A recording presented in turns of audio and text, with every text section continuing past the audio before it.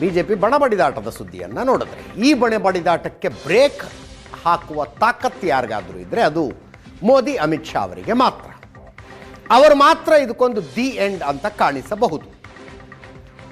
ಈ ಮಧ್ಯೆ ಅಮಿತ್ ಶಾ 7ನೇ ತಾರೀಕು ಇನ್ನು 3 ದಿನಗಳ ನಂತರ ಬೆಂಗಳೂರಿಗೆ ಬರ್ತಾ ಇದ್ದಾರೆ. ಆಸ್ಪತ್ರೆಯೊಂದರ ಉದ್ಘಾಟನೆಗೆ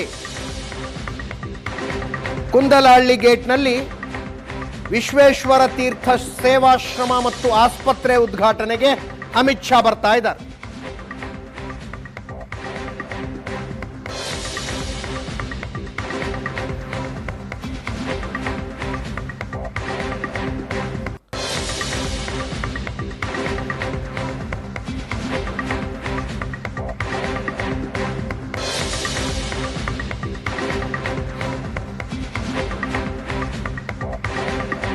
ಅಮಿತ್ ಶಾ ಅವರ ಜೊತೆಗೆ ಯಡಿಯೂರಪ್ಪನವರು, ವಿಜಯೇಂದ್ರ, ಅರವಿಂದ ಲಿಂಬಾವಳಿ ಕೂಡ ಇರ್ತಾರೆ.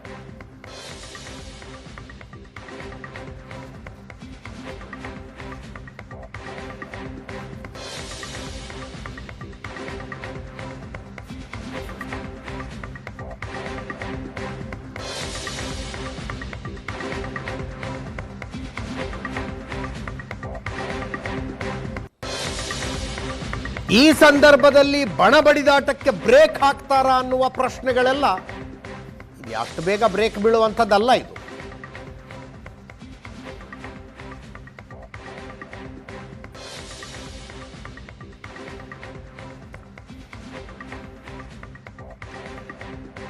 ರಾಜ್ಯಾಧ್ಯಕ್ಷರು ಯಾರು ಅನ್ನೋದು ತೀರ್ಮಾನ ಆಗ ತನಕ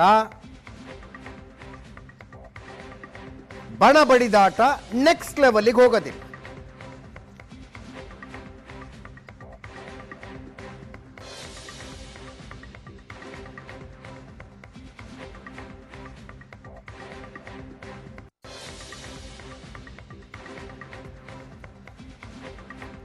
ಮತ್ತೊಮ್ಮೆ ನನ್ನ ಕೊಲ್ಲಿಗ್ ಪ್ರಶಾಂತ್ ನಾಥ್ ನೇರ ಸಂಪರ್ಕದಲ್ಲಿದ್ದಾರೆ. ಪ್ರಶಾಂತ್, ಅಮಿತ್ ಶಾ ಬೆಂಗಳೂರು ಭೇಟಿಯ ಸಂದರ್ಭದಲ್ಲಿ ಬಣಬಡಿದಾಟಕ್ಕೆ ಬ್ರೇಕ್ ಕ್ವಶನ್ ಮಾರ್ಕ್, ಇದು ಹಿಂಗೆಲ್ಲ ಬಗೆಹರಿಯದ ಅಂತ ಅನ್ನಿಸ್ತಾನೇ ಇಲ್ಲ ನನಗೆ.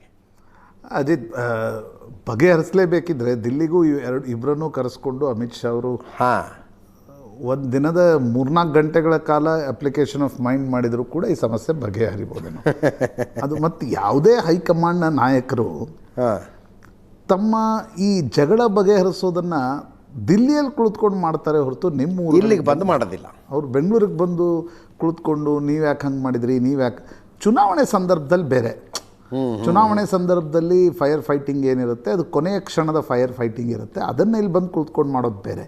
ಆದರೆ ಈಗ ನೋಡಿ, ಇಷ್ಟು ವರ್ಸ್ಟ್ ಆಗಿ ಸಿಚುವೇಶನ್ ಬಿಡ್ಲಿಕ್ಕೆ ಹೈಕಮಾಂಡ್ ಯಾಕೆ ಬಿಡ್ತಿದೆ ಅಂತಕ್ಕಂಥ ಪ್ರಶ್ನೆ ಬರೀ ಅವ್ರ ಪಕ್ಷದವ್ರಿಗಲ್ಲ, ಹೊರಗಿನವ್ರಿಗೂ ಕೂಡ ಇದೆ. ಯಾಕೆ ಇಷ್ಟು BJP ಹೈಕಮಾಂಡ್ ಇದನ್ನು ಡ್ರ್ಯಾಗ್ ಮಾಡ್ಲಿಕ್ಕೆ ಬಿಡ್ತಿದೆ ಅಂತಕ್ಕಂಥದ್ದು. ಯಾಕಂದರೆ ಇವತ್ತೀಗ ನಾನು ಭಾಷಣಗಳನ್ನು ಕೇಳ್ತಾ ಇದ್ದೆ, ರೇಣುಕಾಚಾರ್ಯರದು ಮತ್ತು ಯತ್ನಾಳ್ರದು.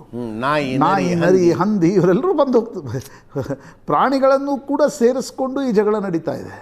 ಹಾಗಿರುವಾಗ ಹೈಕಮಾಂಡ್ ಏನು ಮಾಡ್ತಿದೆ ಅಂತಕ್ಕಂಥ ಪ್ರಶ್ನೆ ಹೇಳೋದು ಸ್ವಾಭಾವಿಕ. ಆದರೆ ನನಗನ್ಸುತ್ತೆ ಅಮಿತ್ ಶಾ ಅವರು ಬೆಂಗಳೂರಿಗೆ ಬಂದು ಈ ಜಗಳವನ್ನು ಬಗೆಹರಿಸ್ತಾರೆ ಅಂತಕ್ಕಂಥದ್ದು ಅನ್ನಿಸ್ತಾ ಇಲ್ಲ.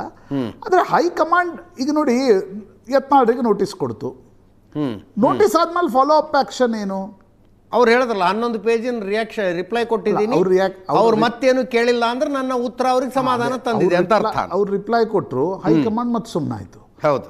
ಹಾಗಾದರೆ ಹೈಕಮಾಂಡ್ ಮುಂದಿನ ದಿನಗಳಲ್ಲಿ ಈ ನೇತೃತ್ವದ ಪ್ರಶ್ನೆಯನ್ನಾದರೂ ಬಗೆಹರಿಸಬೇಕು, ಅಥವಾ ಇಬ್ರಿಗೂ ಒಂದು ಫಾರ್ಮುಲಾದಂತೆ ನಿಮ್ಗೆ ಇದು ಕೊಡ್ತೀವಿ, ನಿಮ್ಗೆ ಇದು ಕೊಡ್ತೀವಿ ಅಂತಕ್ಕಂಥದ್ದನ್ನಾದರೂ ಹೇಳಿ ಬಗೆಹರಿಸಬೇಕು. ಹೌದು.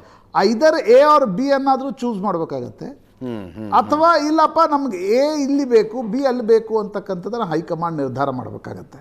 ಯಾಕೆ ಕರ್ನಾಟಕದ ವಿಷಯದಲ್ಲಿ ಈ ನಿರ್ಧಾರವನ್ನು ಹೈಕಮಾಂಡ್ ಮಾಡ್ತಾ ಇಲ್ಲ ಅಂತಕ್ಕಂಥದ್ದು ಕೂಡ ಒಂದು ಕುತೂಹಲದ ಪ್ರಶ್ನೆಯೇ. ಅನೇಕ ಬಾರಿ ಅಮಿತ್ ಶಾ ಹೇಳ್ಕೊಂಡಿದ್ದಾರೆ, ಇಲ್ಲ Karnataka is too complex to handle, ಏನೇ ಮಾಡಿದರೂ ಕೂಡ ಅಲ್ಲೊಂದು ಗಲಾಟೆ ಗೊಂದಲ ಇರುತ್ತೆ ಅಂತಕ್ಕಂಥದ್ದು. ಅಥವಾ ಅಜಿತ್, ಅಥವಾ ಈಗ ನಾನು ಈ ಮಹಾರಾಷ್ಟ್ರದ ನಿರ್ಣಯಗಳನ್ನು, ಬೇರೆ ಬೇರೆ ರಾಜ್ಯದ ನಿರ್ಣಯಗಳನ್ನು ಕುತೂಹಲದಿಂದ ನೋಡ್ತಾ ಇದ್ದೆ. It is something to do with ಈಗ ಇಶಾ ಫೌಂಡೇಶನ್ಗೆ DK ಶಿವಕುಮಾರ್ ಹೋದರು. ಓಕೆ. ಬಿ ಜೆ ಪಿ ಹೈಕಮಾಂಡ್ಗೆ ನಾಳೆ ಏನೋ ಕಾಂಗ್ರೆಸ್ನಲ್ಲಿ ಆದರೆ ನಮಗೊಂದು ಅವಕಾಶದ ಬಾಗಿಲು ಓಪನ್ ಆಗ್ಬೋದು ಅನ್ನುವ ಕಾರಣಕ್ಕೋಸ್ಕರ ಇದೆಷ್ಟು ದಿನ ನಡೆಯಲಿ ಅನ್ನೋ ಕಾರಣದಿಂದ ಬಿಟ್ಟಿದೆಯಾ? You don't know. ನಾನಂದರೆ ಏನಂತಾರೆ, ಇಫ್ಸ್ ಆ್ಯಂಡ್ ಬಟ್ಸ್ನಲ್ಲಿ ಎಲ್ಲ ಕಾರಣಗಳ ಒಂದು ಎಲ್ಲ ಆಯಾಮದ ದೃಷ್ಟಿಯಿಂದ ನೋಡಿದಾಗ ಇದು ಬಿಟ್ಟರೆ ಬೇರೆ ಏನು ಕಾರಣ ಇರೋಕ್ಕೆ ಸಾಧ್ಯ ಅಂತ ಅನ್ಸುತ್ತೆ. ಅಂದರೆ ಕಾಂಗ್ರೆಸ್ನಲ್ಲಿ ನಾಳೆ ಏನಾದರೂ ಗಡಬಡಿ ಆದರೆ 2019 ನಮಗೊಂದು ಅವಕಾಶ ಸಿಕ್ಕಂತೆ ಆಗ ಒಂದು ಏನಾದರೂ ಅವಕಾಶ ಸಿಗ್ಬೋದು. ಈಗ ಯಾಕೆ ಇವ್ರನ್ನ ಹಿಡಿದು ಅಥವಾ ಇವ್ರನ್ನ ಪಿಕ್ ಮಾಡಿ ಅವ್ರನ್ನ ಬಿಟ್ಟು ಪಾರ್ಟಿ ಒಡೆದು ವರ್ಟಿಕಲ್ ಸ್ಪ್ಲಿಟ್ ಆಗಿ ಇದೆಲ್ಲ ಬೇಕಾ? ನಡೀತಾ ಇರಲಿ ರಾಜ್ಯ ಅಂತ. ಇದರಿಂದ 28 ಮೇಲೆ ಏನು ಪರಿಣಾಮ ಬೀರುತ್ತೆ ಗೊತ್ತಿಲ್ಲ. ಬಟ್ ಸದ್ಯಕ್ಕೆ ಕಾಂಗ್ರೆಸ್ನಲ್ಲಿ ಏನು ನಡೀತಾ ಇದೆ ಅದನ್ನು ನೋಡಿಕೊಂಡು ನಮ್ಮ ನಿರ್ಣಯ ತೆಗೆದುಕೊಳ್ಬೇಕು ಅನ್ನೋದನ್ನೇನಾದರೂ ಬಿ ಜೆ ಪಿ ಹೈಕಮಾಂಡ್ ಯೋಚನೆ ಮಾಡ್ತಿದೆಯಾ? You don't know. ಪಾಲಿಟಿಕ್ಸ್ನಲ್ಲಿ ಯಾರು ಹೇಗೆ ಯಾವಾಗ ನಿರ್ಣಯಗಳನ್ನು ತೆಗೆದುಕೊಳ್ತಾರೆ ಅಂತಕ್ಕಂಥದ್ದು. ಬಟ್ ನನಗನ್ಸುತ್ತೆ ಬಿ ಜೆ ಪಿ ಹೈಕಮಾಂಡ್ ತುಂಬ ತರಾತುರಿಯಲ್ಲಿ ಯಾವುದೇ ನಿರ್ಣಯವನ್ನು ತೆಗೆದುಕೊಳ್ತಾ ಇಲ್ಲ. ಅದರ ಅರ್ಥ ಏನು ಅದನ್ನು ನಾನಾ ಆಯಾಮಗಳಲ್ಲಿ ವಿಶ್ಲೇಷಿಸ್ಬೋದು ಅಂತ ಅನಿಸುತ್ತೆ. ಎಸ್, ಮುಂದಿನ ಸುದ್ದಿಗೆ ಹೋಗೋಣ.